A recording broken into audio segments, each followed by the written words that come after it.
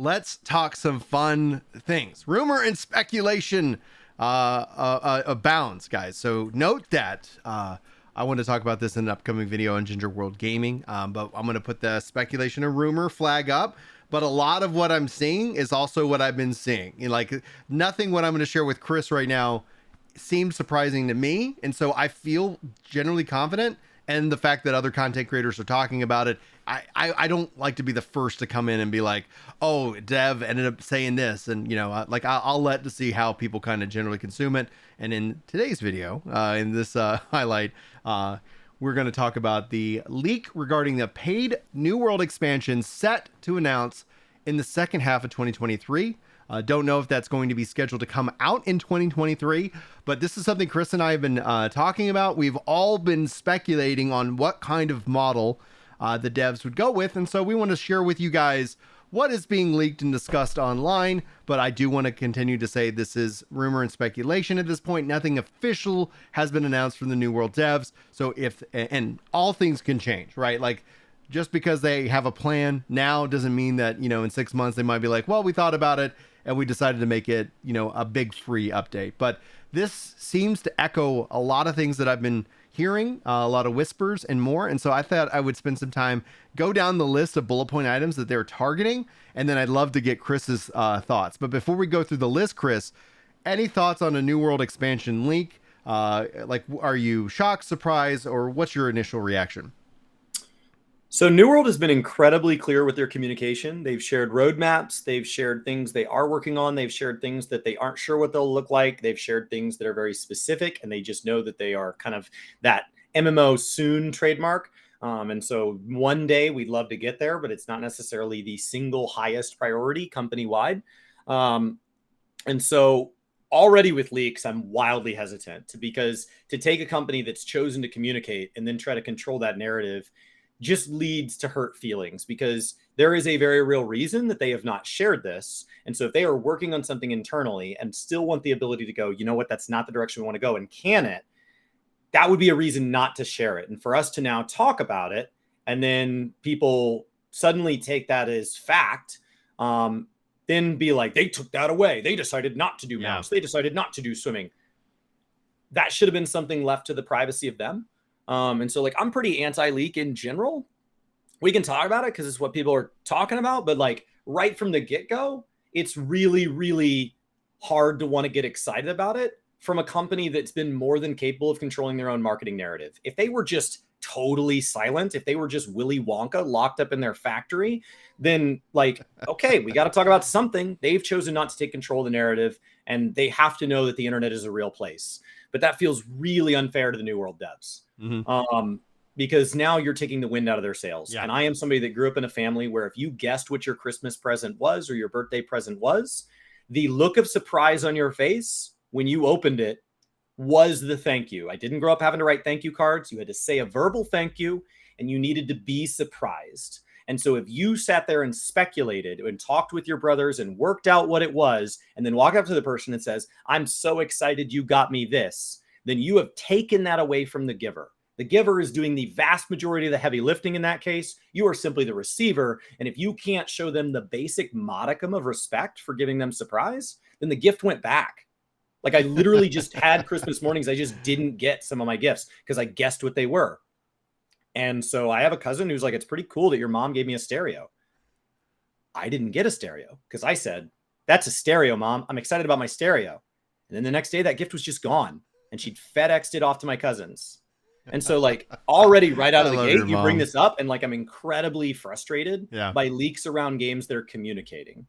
So like, I know that's not maybe the way you brought it up to me today, but like, that's just like I wanted that. I don't like this. I don't like anything about this. I brought it up because I wanted you to be able to say that, because it's like, I 100% agree. I don't but like it. Then it comes down to the fact is like, we're not breaking the news. And so people are talking about it. And then it's like, well, we're going to share our thoughts, because I think that's the important thing. We say the same thing about Final Fantasy 14 leaks. We say the same thing about many of these things. Like the gift you give the devs is your excitement and surprise.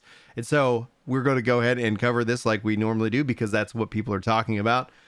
But yeah, that's why I wanted to give you an opportunity to say that, because I already knew that story because we've talked about this stuff in private before. But first and foremost, let's go down the bullet points of what they're targeting, because I think when we hear the feedback from other players, they tend to ask a lot about these things. Now, Sure. Chris and I, we already covered the roadmap, what the devs have officially communicated and committed to, which covers the spring update and the summer update, and they've been teasing the fall stuff. So the devs have talked about, like, they have something big planned for the fall, but they're not ready to share the details on it. So that's where some and any of this might change, or all of this might be fabricated, but there's evidence that kind of points that it is not that case. So they are focusing on completely overhauling the territory control, faction versus faction wars, and risk versus reward open world PvP. Now, what that entails, they're already talking about the faction versus faction and territory control system updates that are planned for this spring. So that could be something that is ended up coming earlier, or they could still have more plans even after that. And I think that's going to be important. I think that system, even in of itself, will be continually revisited based off of participation and player, feedback as it relates to it, especially with open world. And we'll see what happens with the latest round of it this spring. They want to add in new arena and OPR maps, which is contrary to what the devs have talked, but they are saying in this that they want to make sure that it's a single queue. They're not splitting players and basically rotating maps like Overwatch, or like in Final Fantasy's case, where you have a map per thing that you queue in for, as opposed to like now with Crystal, Conflict, where it just picks the map for you as a part of a timing rotation, which I think works overall. They want to overhaul combat for PvE only. Basically, they want to add endgame specialization to a primary secondary weapon that allows the use of 6 skills per weapon. The UI changes back to the current combat UI when flagged for PvP, and uses a lengthy and epic quest line to unlock.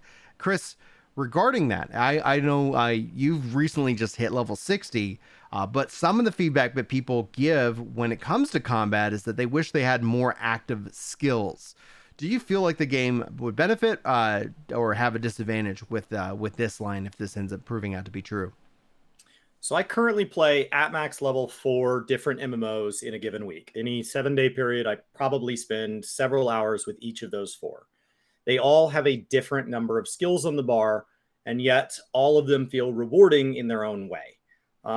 New World has by far the smallest number of actions on the bar, and there are definitely weapons that feel like you have a very long time between actions. And so it starts to make it feel more like a chess game without a chess clock, where each move really matters because you're only going to get so many, as opposed to, something that you take a lot more turns. Something like I mentioned, Magic the Gathering, when we talked about NFTs, that's a game where I take what feels like a lot of actions because each turn has multiple phases. And so a single mistake doesn't feel like it costs me the whole game. There might be single instrumental moments. And then if you scale up to something like Warhammer 40K, it's technically only a 5-turn game, but in each turn I have multiple phases. Each of those phases, I get to take actions with multiple squads. And so any one action, any one stratagem I activate or anything like that does not feel as instrumental as something with less moves. As we go all the way to the far end, something like tic-tac-toe, where each move really matters because the whole game is going to be over very, very rapidly.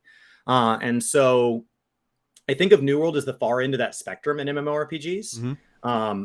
Where that struggles in the distance between PvE and PvP is from an encounter designer. You can only put problems in encounters, right? The amount of health you have to deal with in an amount of time, the amount of damage that you have to take or avoid, movement and all of that, as people have the tools to solve. And so if you do not have utility skills in a game, lots of things like crowd control, the ability to like sleep, stun, interrupt, or the ability to distance yourself, or the ability to mitigate incoming damage, or things like that, then the encounter designers can only make encounters so complex.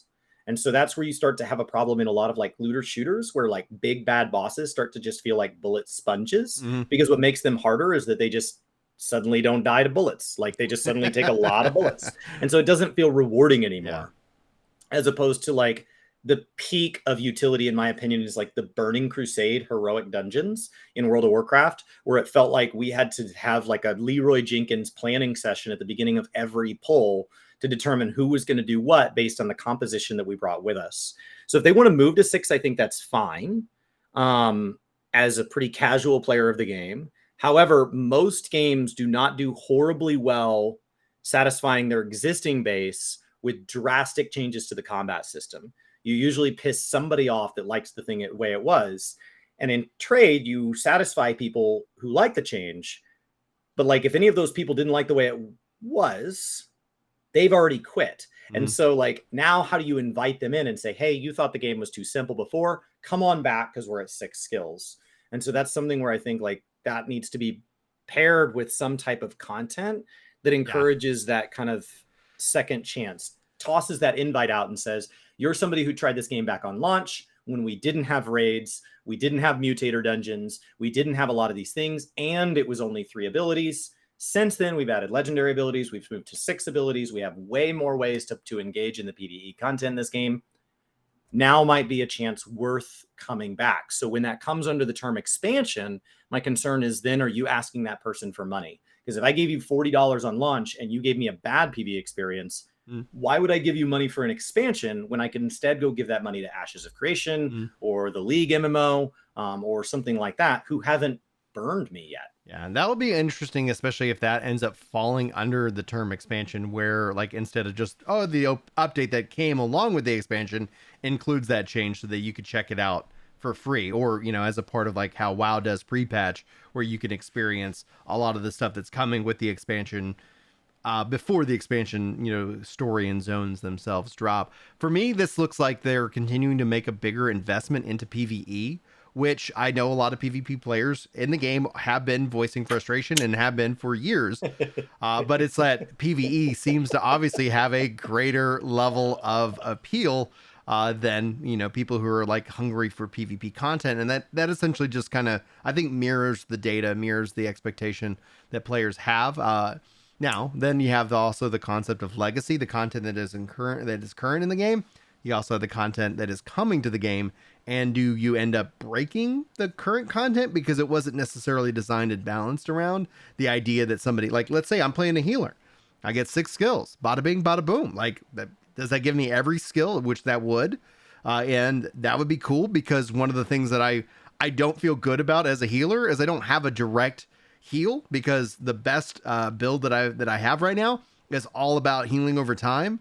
And it's great. Like I heal like crazy, but I don't have the ability to say I need to heal Chris with the big heal, because I unequip that ability in favor of another ability. So I never necessarily felt that it was like I need every ability, but I've always was like, it'd be nice if I had 4. 4 felt like for me was like enough. So we'll have to see how that plays out. And if that also means then more abilities get added to the weapons, or if they're just like, screw it, take all the abilities. Like we're just gonna say you have all the abilities equipped, go for it. So as you change the number of abilities, is there any news legitimate, as we just talk in like wild leak space? Is there any news on whether or not this game actually gets native controller support? Yes, the Scott Lane has confirmed that native controller support is being worked on. It is being worked on by the team who's making the loadout system, and the loadout system is set for this fall. So I would expect that, given enough time, native controller support probably would try to be targeted for if this is included in the expansion, assuming the expansion drops in the fall, or if they just announce it this year and say, hey, spring 2024 expand. Like, this does not confirm that the expansion itself is coming out this year. It's just that it would be announced this year. It just feels weird that a game is talking about like hitting peak bloat so far at 7 abilities and can't work on a controller. Like that just feels like it's just. I'm sure there's fighting games with more than that. Like, what are we doing? I really want them to have native controller support. Uses more buttons. Yeah, I really want them to have native controller for support for this, because it is getting up to be a challenge for me to put the guides out for people. I've been successful at it so far, but all of a sudden, if they gave me 3 more abilities just to add, there's going to be a little bit of a challenge that I'm going to have to think my way through when it comes to how Steam handles the controller setup. But it would be interesting to see how that plays out. Now, I saw a really good comment from Sea Strife that we'll call back as once we shift into the Final Fantasy 14 stuff, just as a heads up. But when it comes to it, they also want to add in event-based open world raid bosses that unlock sequentially and dynamically based off of player interaction and outcomes. And they have in parentheses like a TV series. So I'm in my mind, my mind goes to Guild Wars 2 for essentially like having these events pop up, and whether you're successful or unsuccessful, that then determines a flow of events that then trickle out over the game. I would love to see something like that. That's one of the really cool, unique features of Guild Wars, and the open world of New World, I think would be really well benefited from some dynamic events that are just kind of happening and playing out these stories overall. What do you think, Chris? I mean, I think Guild Wars does the best job of it. Final Fantasy has some fates that are optional chains and things like that.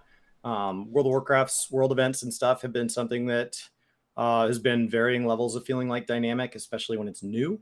So, and it's something that like Ashes is claiming is going to like change its world, and we'll just have to see how that plays out when it actually releases. So the idea that events are now dynamic is where we're at. There was a statement made, I don't remember by who, but it was in like I think it was interview lately, IGN article, something like that, where if you wanted to start a major AAA game today, you would have to be targeting PS6 hardware. Like that's how long these games are running on average development cycle now, that you would already be planning for the next hardware gen, which is just crazy. And so as you start to talk about that and you have that level of budget, people are going to expect things like dynamic. They're going to expect that if I beat a boss and I beat it differently, that something different happens, that we have a Bandersnatch type thing where there's 7 or 8 endings that I can go work through instead of let me repeat the same 1, 2, 3 event over and over and over and over. We're getting past that. That's going to start to be an industry standard. So to have that in here is something that potentially New World could get. Makes sense because it's going to be something that every MMO wants. Yeah. Vale just says that was a Jason Schreier statement. So probably a fair bit of weight there. They want to add in new lore that's tied to the open world raid bosses and events. That doesn't surprise me at all. New MSQ cinematics, rich storyline quests that are tied to the open world raids. Like we've already seen them step that up already. I think they've done a fantastic job, and it's going to be interesting to see how that evolves within the community, because I've already seen people say, hey, watch out for spoilers, and so where Final Fantasy XIV has a rich story-driven experience, how spoiler culture tends to kind of protect things, and it'll be interesting to see if, due to the story, like, do we end up seeing that same level of protection brought in by the community, kind of self-imposing, like, hey, it's the first couple of weeks of the content, everybody kind of avoids it so that people can experience the story and whatnot. Remains to be seen, but the fact they've been overhauling it so far, going into the early parts of the game and adding in these cinematics, I think that's a really good call. Mount system, which has been confirmed already by the devs, and they say that's going to be tied to its own profession, like we probably have with the music. Now, what does that ever end up entailing? We'll have to wait and see, because we could speculate. I personally would love to see, any kind of leveling that happens, and I hope they draw from Guild Wars as just any more inspiration. And I would love a glider. Like I'll keep saying it, and hopefully they'll hear it. A glider would be amazing in this game, especially with how verticality works in it. And you have any thoughts, Chris? I think that mounts are one of those things of like, I want to eat ice cream for dinner, and it sounds really good. The world will feel a lot smaller. That death to the last guy in a big pull on a quest way far away that makes you regret not putting down a camp. Those moments are important, because in a recent Ghostcrawler interview with Cannon, he said like a game is about high highs and low lows. Like you can't have high highs without low lows. And so what mounts do is they remove those low lows. And that sounds good, right? We're bringing up the bad, but it takes something away from those moments where instead you killed that last guy and you had 6 life left and you were like, oh my God. And then you're eating food. Another guy spawns and you kill him too. Like those moments don't mean as much when a mount's in game. So how they add mounts needs to be incredibly delicate if they add them. I understand why people want them. I get it. But like, I think that flying mounts in Final Fantasy XIV and WoW make the world smaller and less meaningful. When you need to go out and do a quest, you fly straight to it, drop down right on the guy's head, kill him, immediately pop up back into your infinite, fly left, right, up, down, back, forward at a perfect rate of speed. You're untargetable. So you are in this invulnerable God state while you're flying around. It's like, that just doesn't make the world mean anything.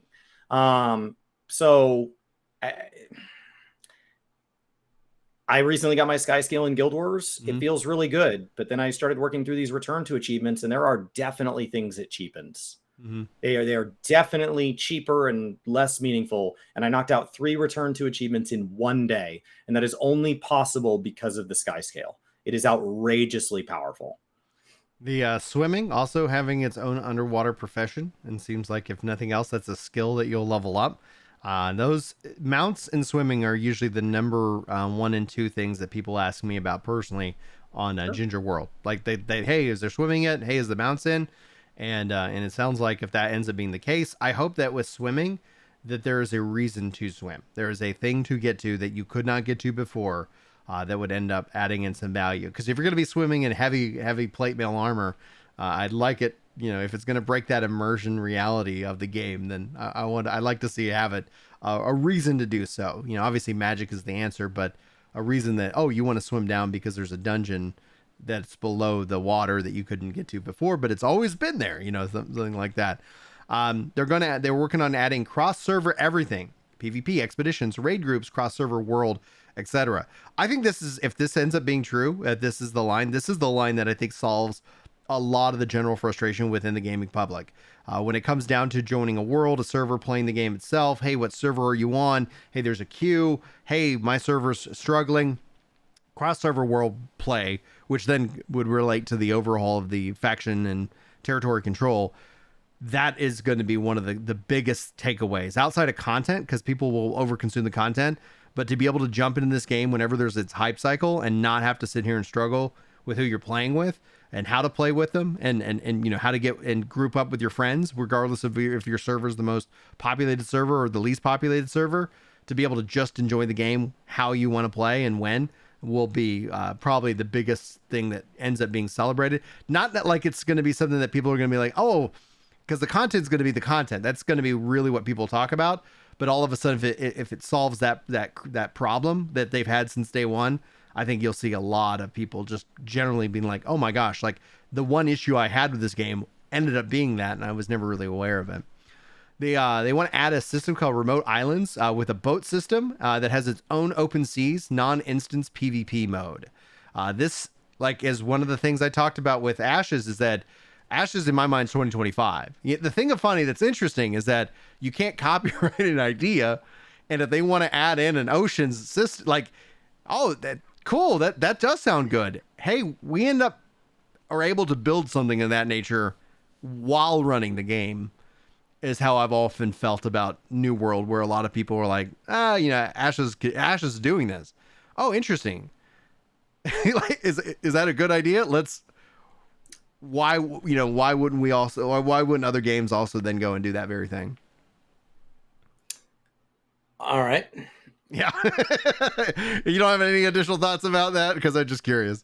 No, I mean, it feels like this whole thing was written to people who've been speculating. Like they're just looking at cool stuff in other games and saying like they're considering that. But like, I just don't know how do people really think that this is like a bingo card that we're going to get a blackout of next year? Who knows? New zones, new weapons, that makes sense. New expeditions, that makes sense. New character creation, customization, both free and paid. Like all that makes sense. We know Transmog is coming this summer, and so a lot of this seems to echo what whispers and things like that we've heard from the devs, and what things they've kind of talked about without being completely direct. The one thing being the remote islands and boat system.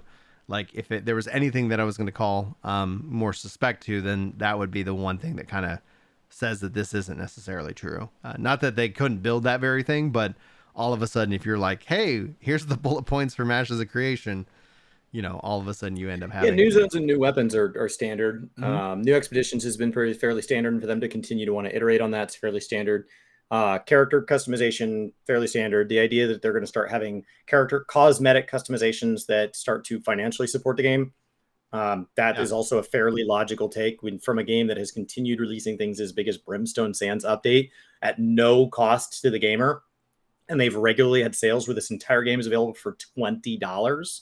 Like they got to make money somehow. At some point, I understand that AGS is backed by Amazon, and people are like, Amazon has a lot of money. They didn't get to that by spending it. They got to that money by making sure that everything they put into projects eventually makes money. Mm-hmm. Yes, they are willing to have a loss leader or something that costs them for a time, but they don't have a history of like oh, they're so altruistic. Like they're not Yeah. like donating medicine to like an entire country. Everything they have done, even losses, has all been a calculated way of managing their business. That's what they do. They don't own a third of the internet because they're the largest charitable contributor in the world. They own a third of the internet because they ran their business. And so I expect AGS to be no different. And so the idea that there would be monetization for any of this makes sense, especially if it's cosmetic.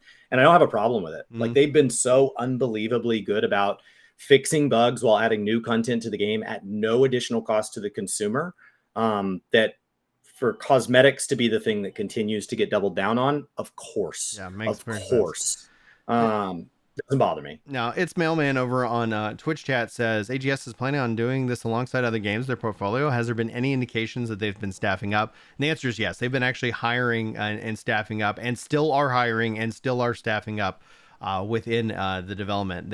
Amazon has said that they're all in on games.